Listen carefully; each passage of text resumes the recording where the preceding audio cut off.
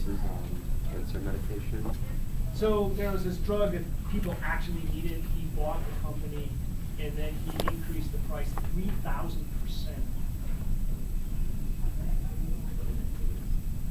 What's that? Wasn't it a treatment for AIDS? Yeah, I think it was HIV. It was an HIV drug, and he increased it 3,000% because he could.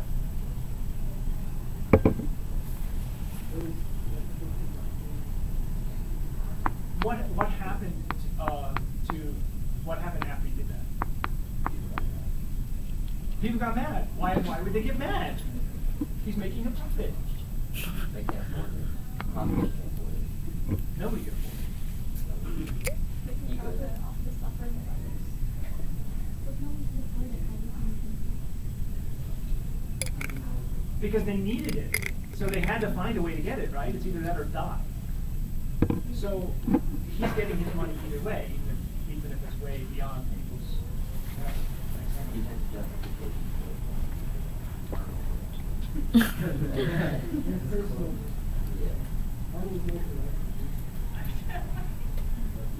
Really? What do these people think?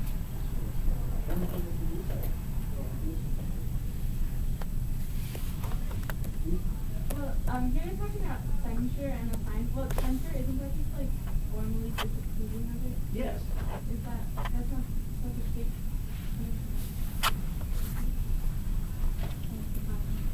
Yeah, and he's fine. We've already talked about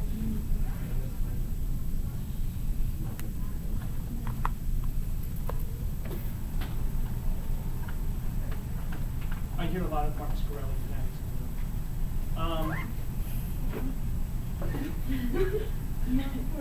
What does John Cotton say is there is this, why does he put it in his place and say this is problematic?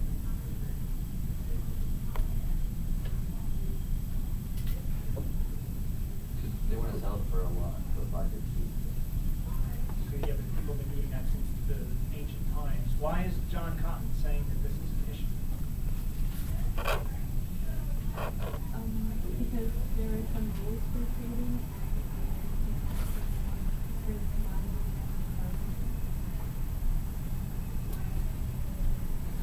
What else is he saying? So his name was so he's like ancient professor of the gospel, and he was like wealthy, and like they already like got in trouble before this event.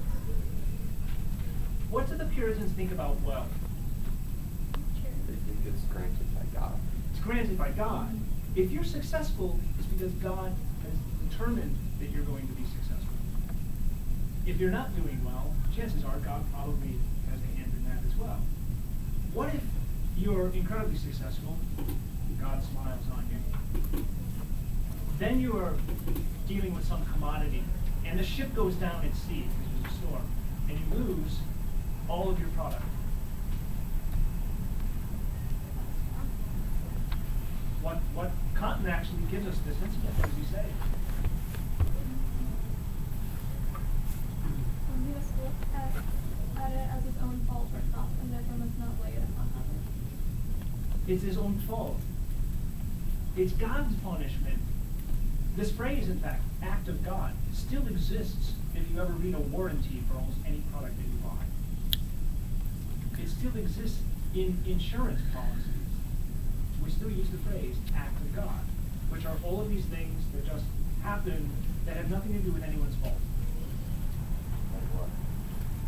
What the example I gave this morning is, so it's one thing if you, we had this incident some years ago that set off some fire alarms in the middle of the night, in which someone had put some toast in the microwave, something in the microwave, and it burned, turned into toast, caused a fire, and everyone had to leave the building.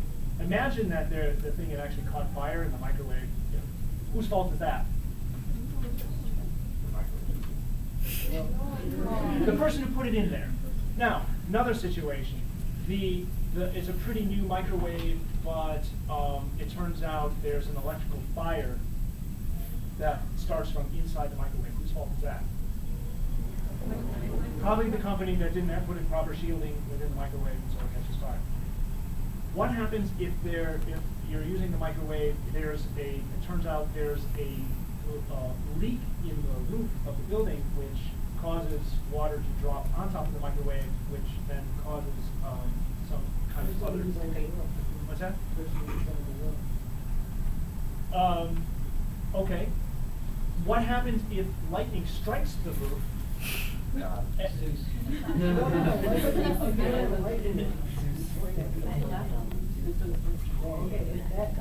Lightning strikes under insurance policies would be considered an act of God. Right. That, yeah. I know. You read? What's that? I guess that would depend on your insurance.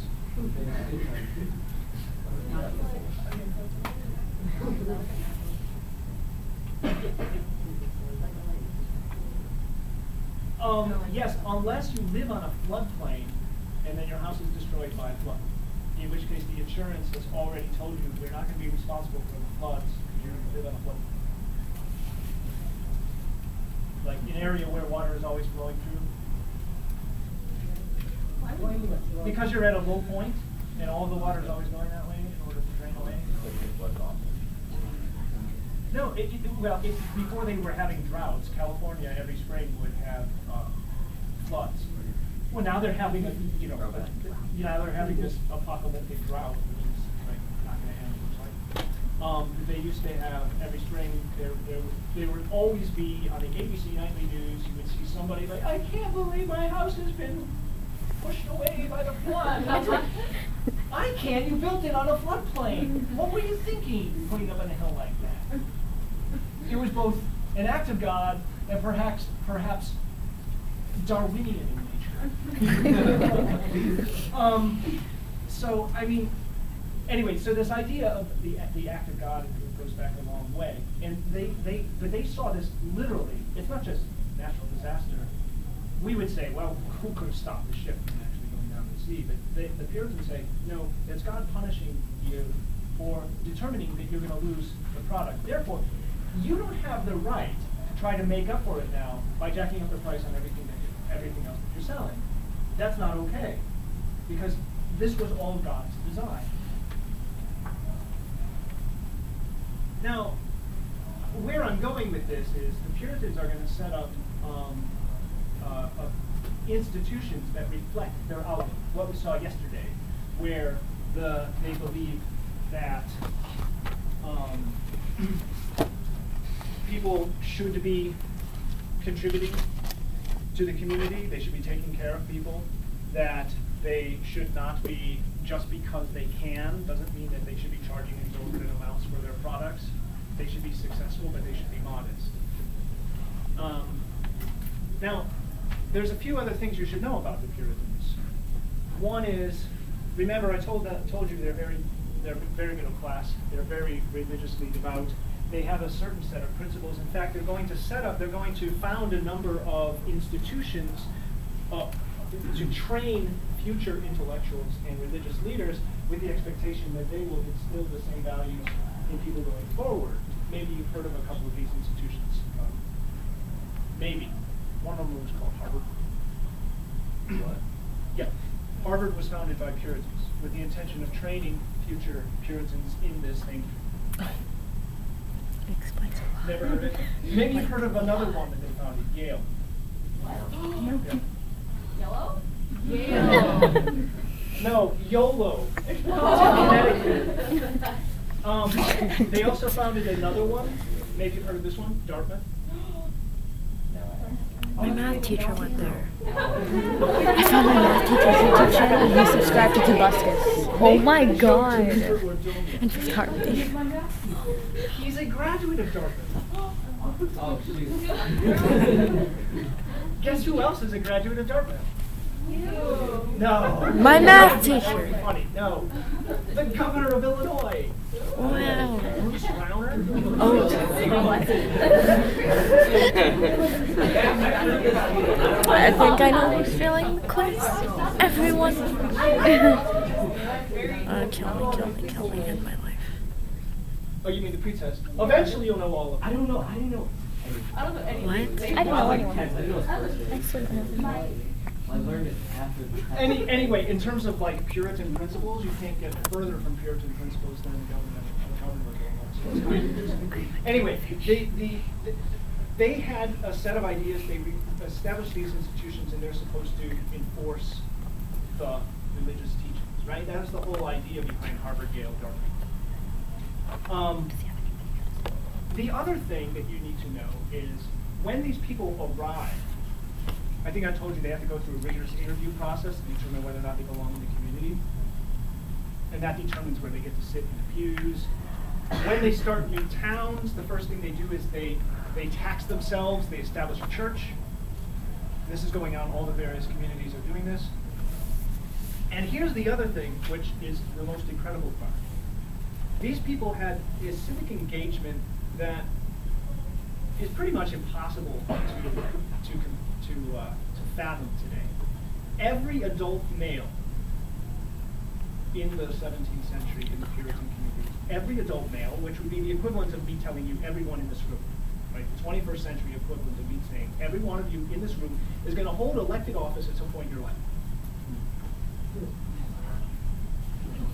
Anyway, these people, all of them were involved in the machinery of government at some point in their lives. They were all holding elected office.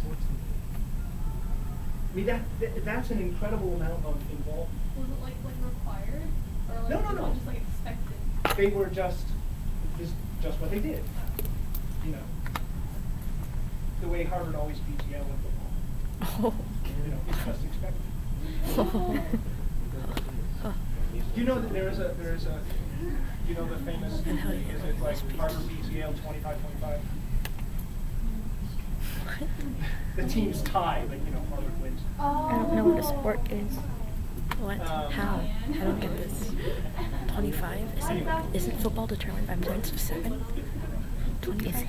I thought Ever watched The Simpsons? 25 isn't divisible. All of the writers of The Simpsons, ever since it started, are Harvard graduates. Yes. No. Right? If you want to be a Simpsons writer, you need to go to Harvard English department, get a degree. I don't believe it. Anyway, they insert lots of like jokes about it in the show. My favorite one is these two characters many seasons ago. And one says, "You have the brutish manners of a Yaley," because of course the show is written by Harvard. Anyway, so Promised us cookies. Yes, what the heck? that was in The Simpsons. Who said that? No, two characters who just show up and do the typical kind of non sequitur that the Simpsons are known for. So, these people are very engaged in the community. The result, when they want to then put into practice their principles, is going to look something like this. Beep. Oh, I forgot to give you after the quiz.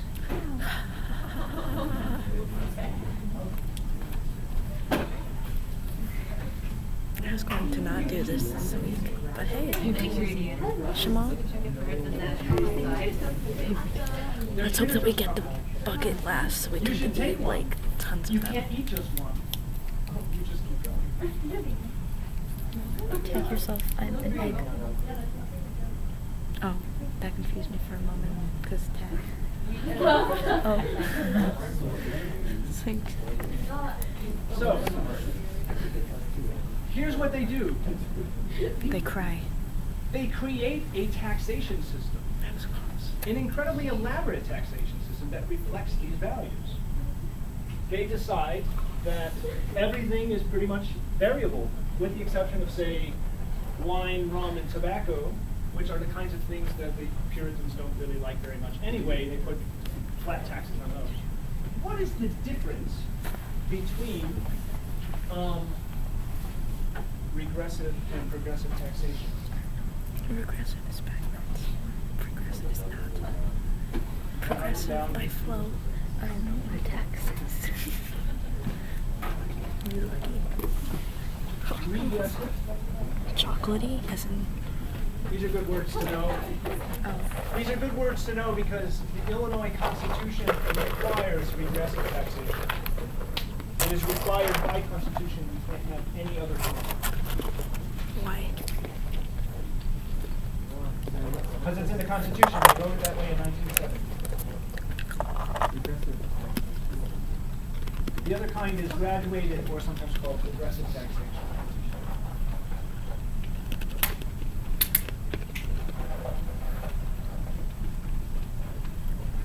Anyone want to take a guess?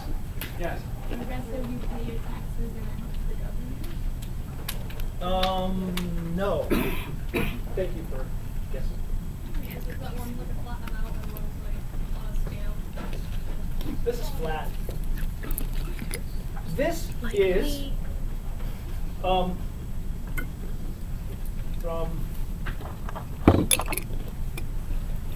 each according to ability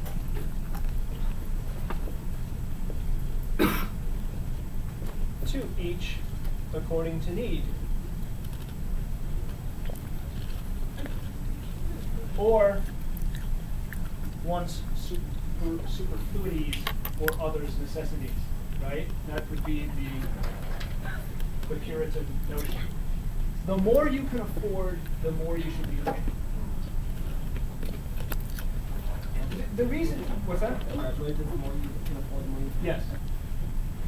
And the reason for this is that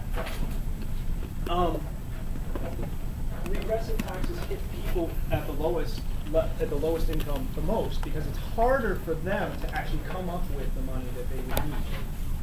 Right? If you're at the bare minimum, food prices tend to not change very much. Right? And if you make 10 times more than the poorest people, you're not eating 10 times more food. And chances are the food you're eating is not necessarily 10 times more expensive either. I mean, there's kind of a limit.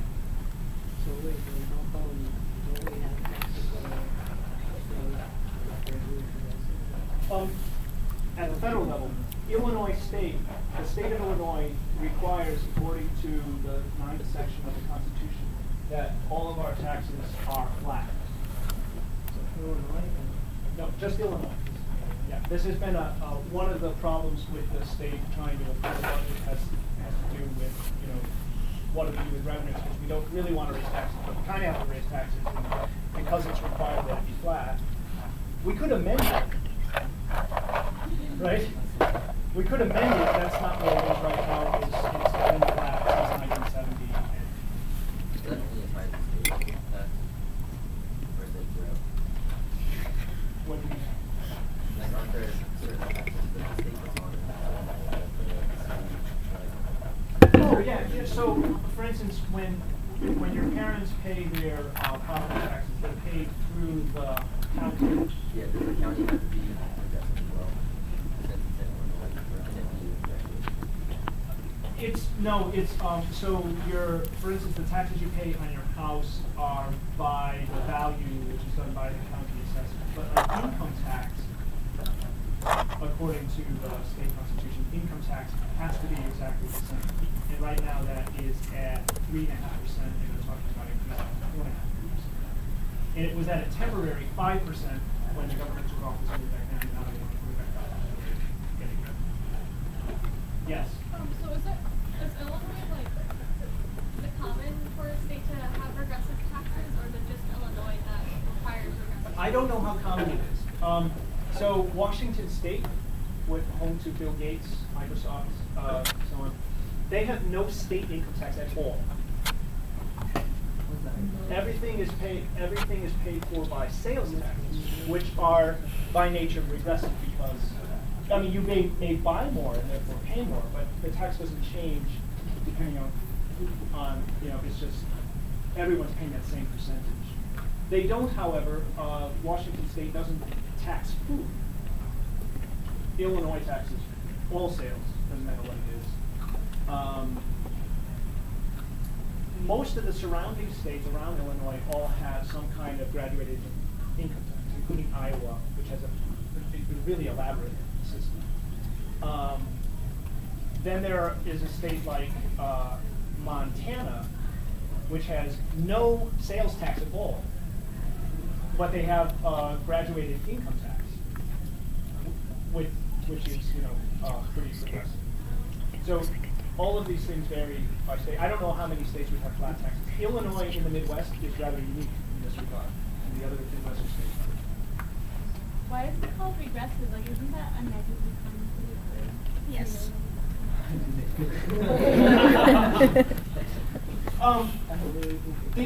Both of these simply refer to what are statistical understandings of the numbers.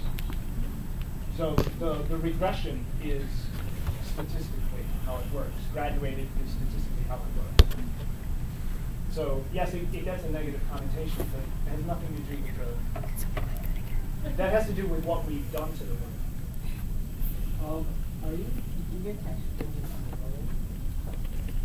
Tax, yeah. So we're going into tax season. By the end of January, all of the tax documents are supposed to arrive to people, and then you file both state and federal. Right, so don't tax returns, if you know, if you get tax returns for a state, doesn't that mean that you still have this tax returns that goes off? But not at the state level. Not at the state level? No.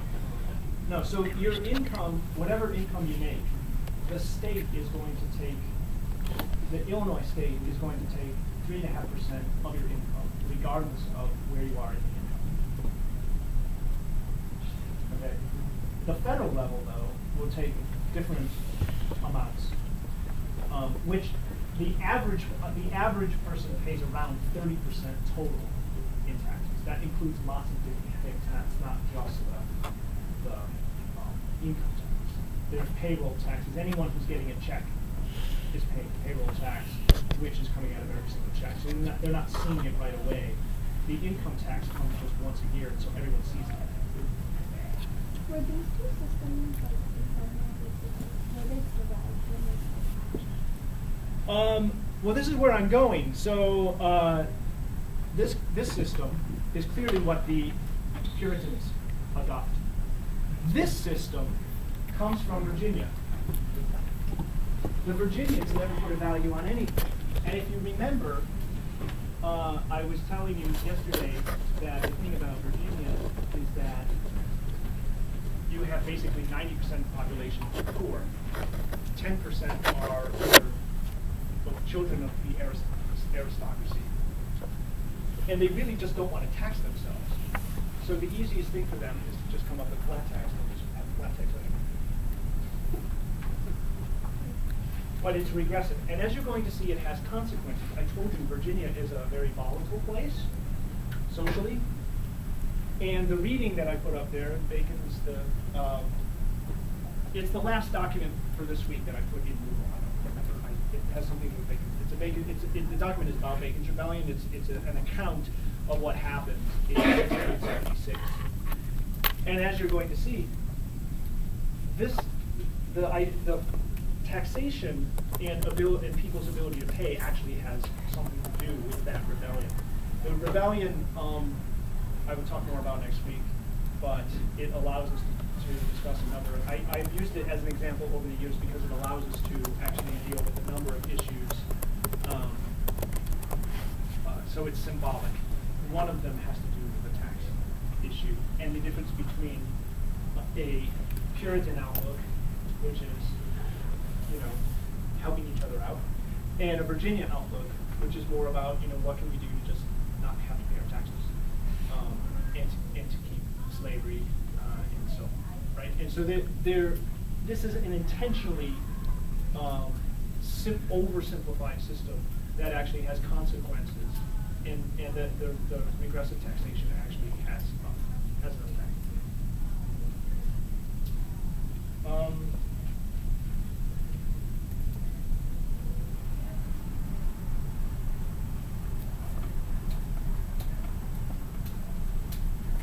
I'm trying to think what I forgot. Your kitchen waste.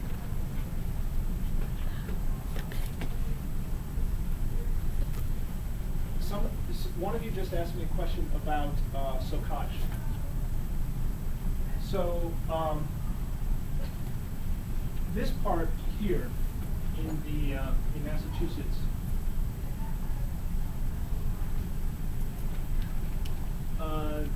land by income produced, or proportionally to the proportional to another men. That has a very kind of socage element to it, this idea that you need to be producing. In Virginia, they just don't bother. And so it's interesting, Virginia seems to have lost all notions of socage. It just doesn't show up. For the Puritans, it's about taking their religious ideas, but then they also need to build political institutions, and so they take all the traditions with them. They're going to do all the stuff that we saw in the earlier document. They're going to take counties, transplant those to the New World. They're going to take the Shire Reeve, transplant that to the New World. Actually, Virginia is going to do all those same things as well. The difference is the Puritans have this outlook where they want to they want to be good Christians. Now, they get a bit carried away. Remember, I asked you why are they there, and you said because they were persecuted. So in England, they're dissenters. When they arrive in Massachusetts, they punish other dissenters. So people who disagree with them, because they've set up Harvard, Yale, and Dartmouth. And if you start questioning the authority of the people who are actually putting out these ideas, they get very upset. And people like Anne Bradford, they send her on her way. They're like, "No, sorry, you can't be in our community anymore. We're sending you off." And then she ends up dying in the wilderness, killed by Indians. That's true. However, one of them, what's his name, Roger Williams, they do it to him as well. He leaves and he's like, "Fine, I'll just form my own colony." And so we get Connecticut. With black jacket. Yeah.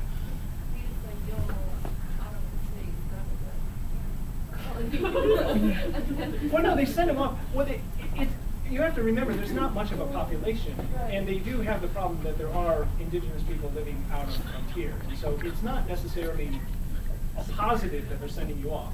It happens to work out for him.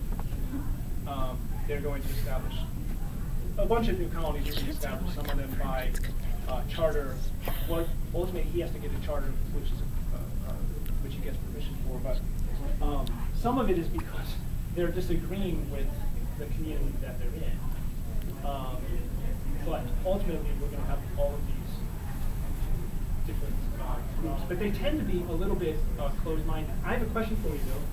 How long do you suppose, if we know that this isn't the system that we have now, right? It doesn't last.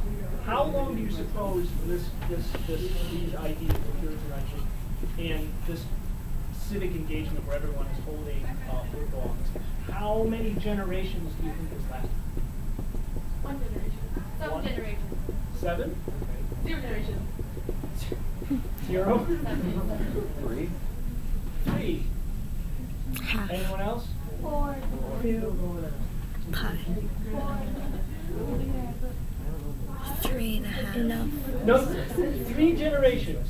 3.8. By the 3rd generation, what's going to happen is they're going to actually, they're so removed from the original ideas by that point. We're talking about, their grandparents, great-grandparents, that the connections are no longer there. The population has grown so much that there isn't as much interconnectivity between people. And they're going to go through a commercial revolution where so much of this stuff that John Cotton is saying about people being greedy, there's going to be an incredible amount of that. The result actually is that there's so much of it that the country's going to have what's called the First Great Awakening, which is, wow, all of these people are behaving like really greedy people and they're not good Christians, and then there's going to be this big religious revivalism where they decide that they want to behave better. It doesn't last very long, but it does show up. But 3 generations, and then this what I'm describing kind of goes away. But that gets us through the 17th century, and by then we're at the beginning of the 18th century. Yes?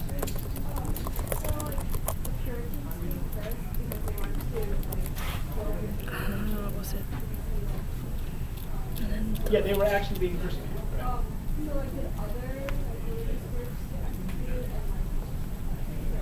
So the term we usually use is dissenters, and that term is actually pretty broad. It refers to a bunch of different people. The Puritans are Calvinists within the Church of England. That's a very specific group.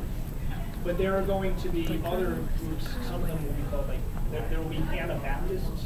They're actually against baptism.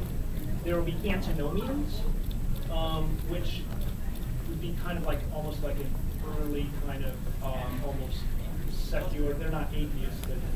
They have some more radical ideas. All of these people will be called dissenters. And so what's going to happen is that eventually, yes, while we have the Puritans kind of setting things out, these other people will also arrive. Is that why the rest of the generations? Well, there's that too. You do get more variety of ideas, and so things are changing. The Puritans, the one thing they do is these institutions and this progressive taxation, it lasts. It hasn't gone away to the present day. The institutions have outlived all of the other religious ideas.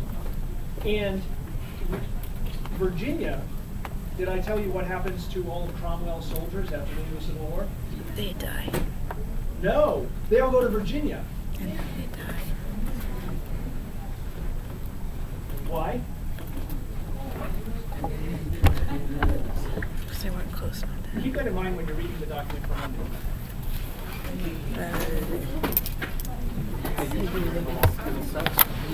Heck, I need